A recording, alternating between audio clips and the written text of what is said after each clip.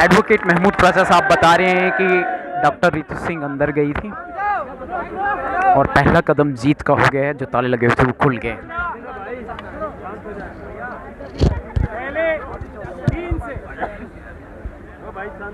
Dean से बात कराने की हमारे साथियों से बात की थी जो इस यूनिवर्सिटीज़ के हैं, यूनिवर्सिटी के यहाँ दिल्ली यूनिवर्सिटी। उन्होंने बिल्कुल साफ मना कर दिया क्योंकि यहाँ से ये तय होकर गया था कि वाइस चांसलर साहब बात करेंगे।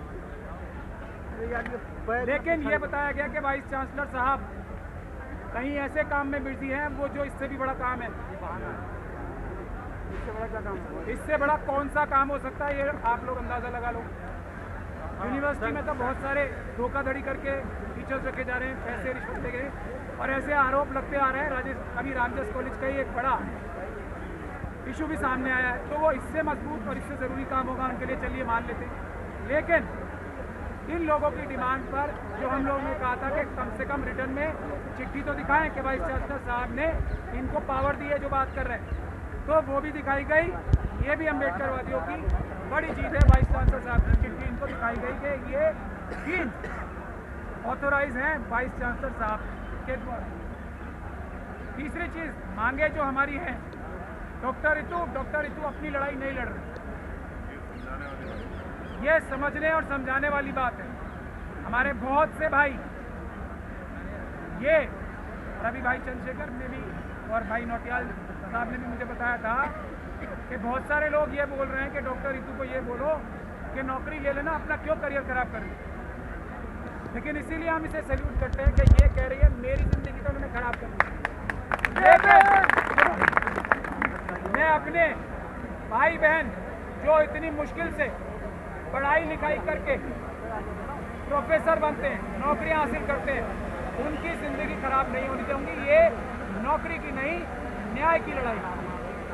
इसीलिए इन्होंने 25,000 नौकरियां प्रोफेसर्स की दिल्ली यूनिवर्सिटी में तुरंत प्रभाव से जो अभी रिक्रूटमेंट ड्राइव चल रही है उसमें ही 25,000 से ज़्यादा ओबीसी, SC ST ओबीसी और माइनॉरिटीज़ की जो बैकलॉग है उसको पूरा करने की पहली डिमांड रखी। बहुत बढ़िया।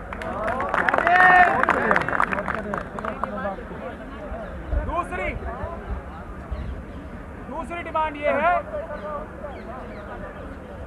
कि इसके रीजंस बताए जाए हमें कि ये ऐसा फ्रॉड धोखाधड़ी हुआ क्यों।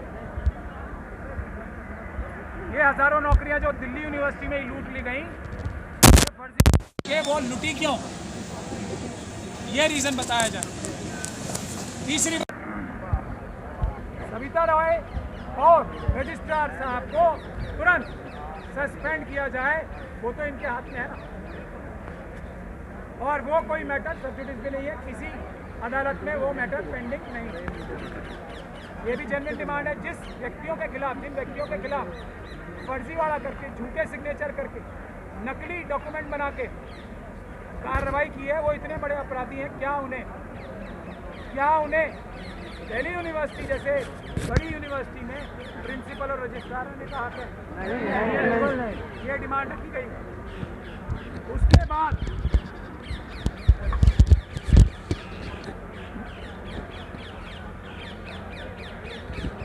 और ये डिमांड जो है, जो डीन साहब थे उन्होंने ये कहा है कि डीन साहब ने ये नहीं कहा कि आपकी कोई भी डिमांड गलत है। ये सबसे महत्वपूर्ण बात है। उसकी ऑडियो वीडियो रिकॉर्डिंग हुई है। सबसे महत्वपूर्ण बात यह है कि डीन साहब ने एक भी हमारा जो मांग थी उसको गलत नहीं ठहराया।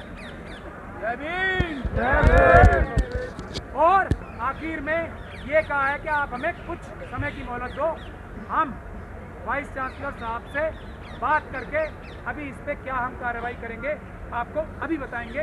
तो हम लोग आपसे ये गुजारिश करते हैं कि आप सभी लोग यहाँ बैठे, आज इसका फैसला करके हम यहाँ से जाएंगे।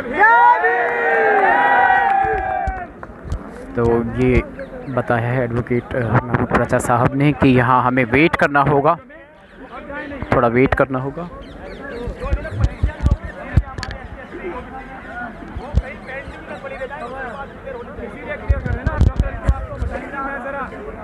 अधिकारियों से बात कर लूँ। क्या कोई मैसेज आया है नहीं आया, अगर आप लोग इजाज़त देंगे? तो सुप्रीम कोर्ट के सीनियर एडवोकेट माननीय महमूद प्राचा साहब साथियों